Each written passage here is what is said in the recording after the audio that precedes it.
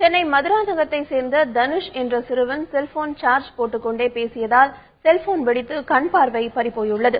மதுராந்தகத்தை சேர்ந்த கூலி தொழிலாளி எட்டியப்பன் என்பவரது 9 வயது மகன் தனுஷ் செல்போனை சார்ஜ் போட்டுக்கொண்டு பேசிய பொழுது அது பயங்கர சப்தத்துடன் வெடித்தது. உடனடியாக செங்கல்பட்டு அரசு மருத்துவமனையில் சேர்க்கப்பட்ட அவர் இறுதியாக எழும்பூர் கண் மருத்துவமனையில் சேர்க்கப்பட்டார். அவருக்கு பார்வை பறிபோனதை முதல் கட்டமாக மருத்துவர்கள் உறுதி செய்தனர். இதையடுத்து அவருக்கு அறுவை சிகிச்சை செய்து கண்ணில் இருந்த செல்போன் உதிரி பாகங்கள் அப்புறப்படுத்தப்பட்டதால் தற்பொழுது இடது கண்ணில் மட்டும் லேசான பார்வை உள்ளது. வலது கண்ணில் முழுமையாக கண் பார்வை பறிபோயுள்ளது. 1 மாதம் கழித்து தனுஷுக்கு மீண்டும் அறுவை சிகிச்சை செய்ய திட்டமிட்டுள்ளதாக மருத்துவர்கள் தெரிவித்துள்ளனர். சார்ஜர் இருக்குல்ல, பெரியவங்களோ சிறியவர்களோ, ஏன்னா செல்போன் இல்லாம வாழ்ந்துடுறான். 2 கண்ணையும் இப்ப இந்த குழந்தை இழந்திருக்கு.